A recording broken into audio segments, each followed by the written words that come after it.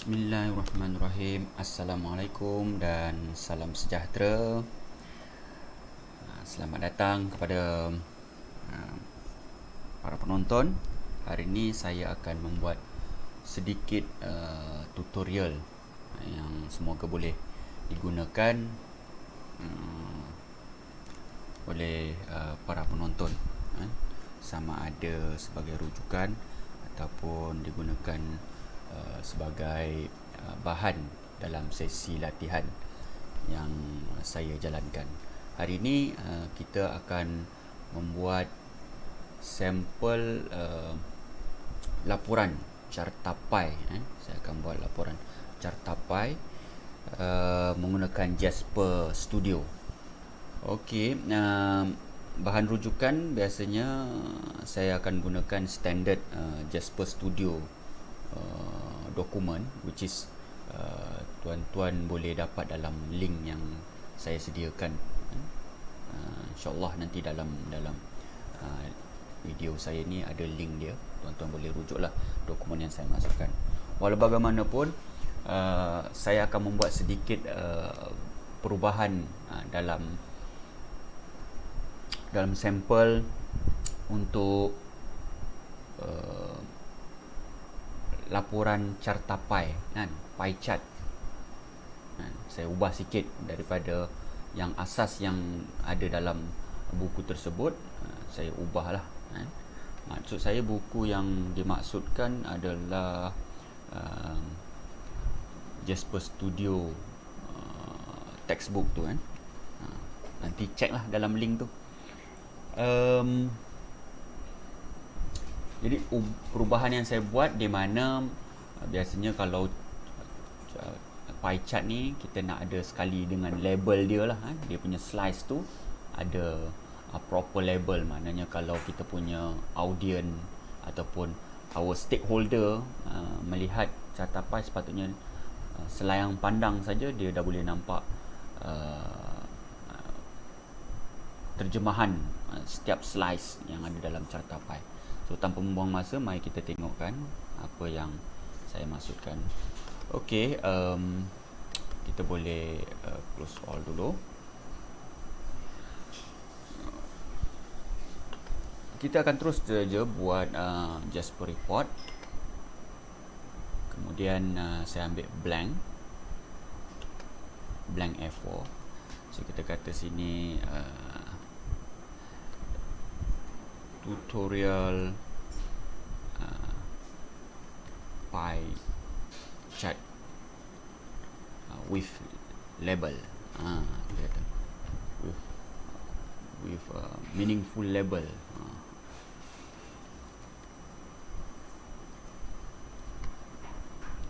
Alright. Apa maksud dia tu?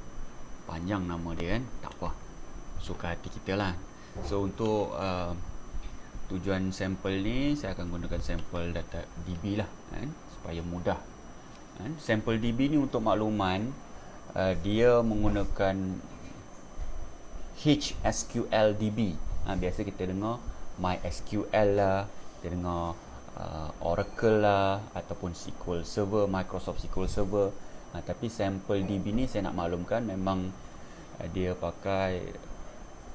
panggil HSQLDB. Okey kan. Dekat sini saya nak bagi tahulah masa saya kalau kita follow buku textbook dia tak ada masalah, tapi apabila kita ada nak buat sedikit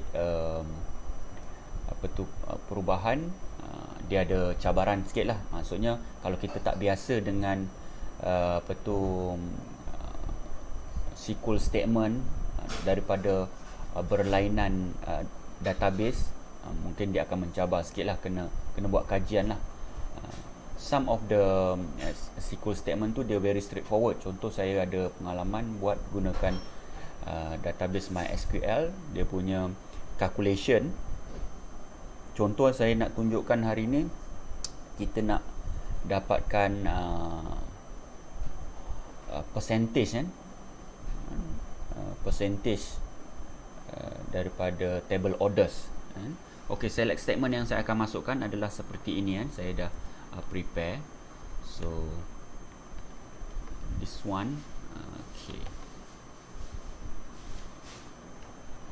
Kalau kita tengok sini kan, ini kita akan, maksudnya dari table dia akan merujuk kepada table yang ni lah. Saya akan gunakan table orders. So dia punya, kita akan paparkan maklumat dekat sini, nanti kita boleh preview data dia lah.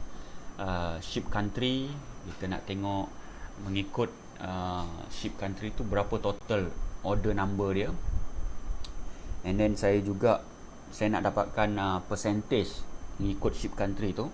Jadi saya perlu juga makluman jumlah order semua lah, keseluruhan order semua regardless of the ship country. And then dari situ saya akan, maksudnya saya boleh buat calculation di mana order number divide by sum order, kita akan dapat composition lah, apa tu, pecahan, breakdown of the order number mengikut ship country. Instead of kita tengok total number mengikut ship country, kita nak tengok dia punya percentage wise lah. So calculation dia very straightforward. Order number divide by sum order. Okay, mungkin dekat sini ada yang saya harap tuan-tuan boleh nampak lah kan, dia punya select statement, ataupun saya boleh besarkan select statement tu. Kalau tuan-tuan perasan kan, dia punya calculationnya yang complicated because kita pakai HSQL kan. Macam ni lah kan, supaya boleh nampak semua. Okay, saya labelkan dia sebagai PCT lah, percentage, di mana this is very straightforward. Order number divide by sum order. Tapi kalau kita pakai HSQL ni, saya kena convert this order number ni, nanti dia merupakan integer sebenarnya kan. Tapi bila kita nanti nak display dia, kita kena kita convert siap-siap kepada decimal.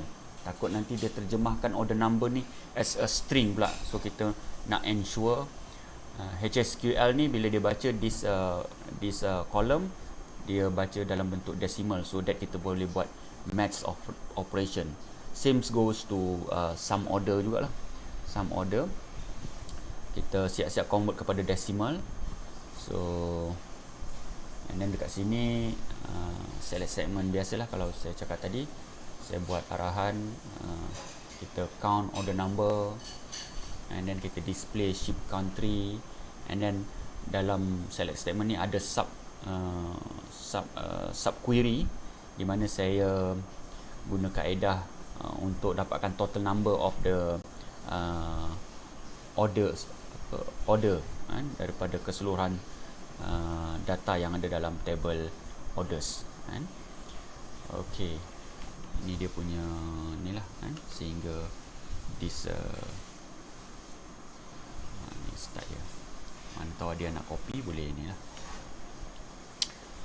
Okey, sebenarnya nak buat select statement ni, nak guna Jasper, memang salah satu keperluan asas adalah kemahiran menggunakan SQL kan. So saya harap benda ni bukan menjadi tajuk utama lah, because dia merupakan satu tajuk yang lain.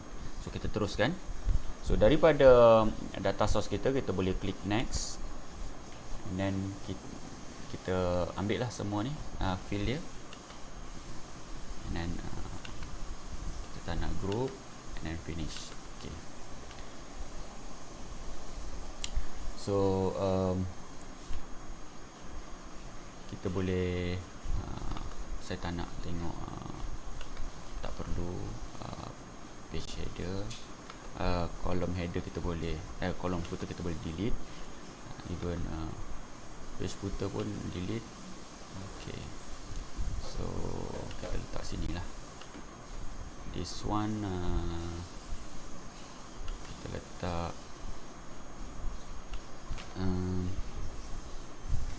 pie chart with apa tu, with meaningful, saya tulis meaningful label by Raj. So saya boleh letak sini, saya boldkan, make a bit large, and then saya arrange dia, right click,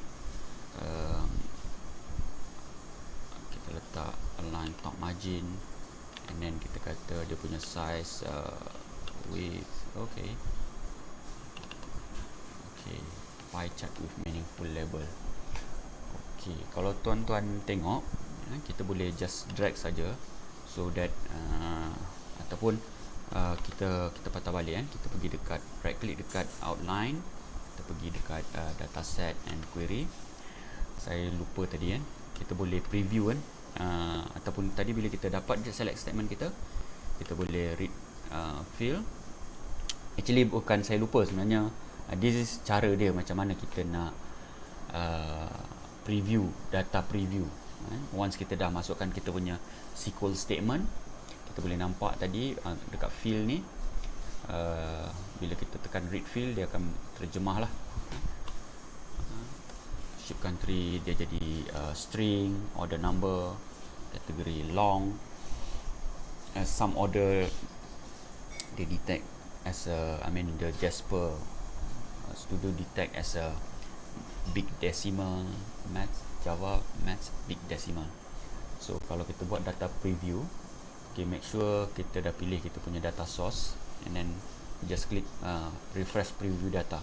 Okay, this is the, make sure kalau kita kena pastikan lah kita punya data preview tu seperti yang kita perlukan. Contoh dekat sini, ship country, lepas tu kita ada order number. Dalam kes ni kita kata France ada 77 total order number, Germany 122, Brazil 83, 83, Belgium 19. And of course entire table order ni there's about 830 some order, regardless of the ship country.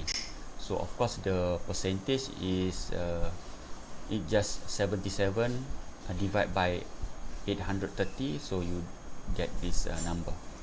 So just make sure the calculation is correct and as per expected. Okay, so now our data preview looks okay, so that's the most important thing. So now if we just drag the entire fields and then drop it in the detail, okay, and then if we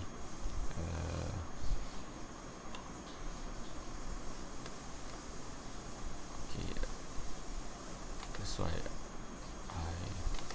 I prefer use use a spreadsheet layout, so that if I want to adjust the what they call it, adjust the size, okay, it's much easier. Alright, so click save, Control S, and then let's preview first. So everything seems okay. We can even percentage we can convert to proper display. So text field, maybe we can say that we put some expression here is a percentage. How about that percentage, and then preview. Okay, think at least we must, okay, this format or this format. Okay, no problem. We choose this pattern, and then click finish, save, Control S, and then preview. So So this one is makes sense, so we know what is the percentage wise for France. 77, or the number is equivalent to 9.27 percentage. 122 is 14.69%. So maybe it's, as a decision maker, this reading is much better compared to the total order number. So now we want to insert the, what we call it, our chart element here. So how about we put in the summary. I put it in the summary. Okay, we'll take a pie 3D chart. And next, okay, the series, complete the series based on our data set. This one, choose ship country. If you follow the textbook, actually is a similar one, right? Okay, and then the key will automatically based on the ship country, and then the value, okay, we can put order number. Let's try it. And then the label, okay, in the textbook it will just put this field, and we put this expression. Okay, let's have a look first. And this one is similar with example or exercise in the textbook. So just click finish first. So let's arrange our pie chart, and then so that and then how about the size, width. Okay, all right, so let's have a look. Let's preview first. And so we can see that our pie chart with the ship country as a label, but some user prefer that he or she can glance through. I mean, bila dia melihat saja dekat pie chart ni, ada label sekali, the France, what is the percentage, instead of order number. I prefer to put a percentage. How to do that in a pie chart? Let me show you. Okay, I think I want to make it adjust the height of the summary band. How about 250? So, and then alright, so just double click, and then at the label we can put the percentage here, and this is a decimal data, this is a string. So this is how we can put the expression, put the plus sign, and then we have to convert the PCT as a string.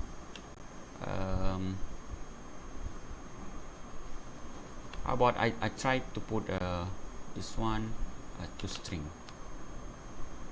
Okay, let's have a look. Is it work or not? Preview. Okay, no problem. So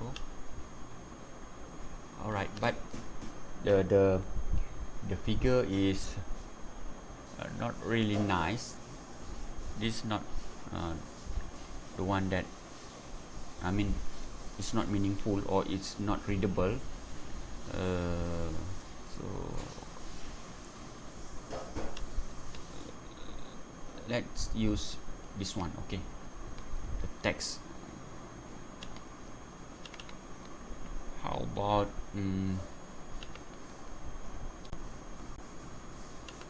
we use this one, the text format, the text built-in function here, the text. So actually convert a number into a text string according to a specified format. So I think this one is the better one. Double click text, and then the number will come from this PCT field, and then the format we put it as and then I think we must put in the double quote, and then percentage. Okay, double quote, and then put 0, and then dot, hashtag, and then percentage sign, and then close it with double quote, and then click finish. This is the format, and this is the format. I mean, this is the syntax, text syntax. All right, let's have a look. Save and then preview. Okay, no error. Okay, too close with the ship country, the label, country label, so I will put some space here. Go back to design, and then at least there's a space there. We can put some. All right, and then another plus sign. So finish, and then control save. So at least no error, and then yes, we can now we can see the pie chart, our pie chart with label and with the percentage, so that immediately we know we don't have to estimate because there's a figure there. Alright, I think itu sahaja tutorial saya kali ini untuk kita buat pie chart menggunakan Jasper Studio untuk Jasper Report with label. So kita belajar simple expression as well lah, ubah sikit daripada example yang ada dalam textbook. Semoga bermanfaat. So thank you.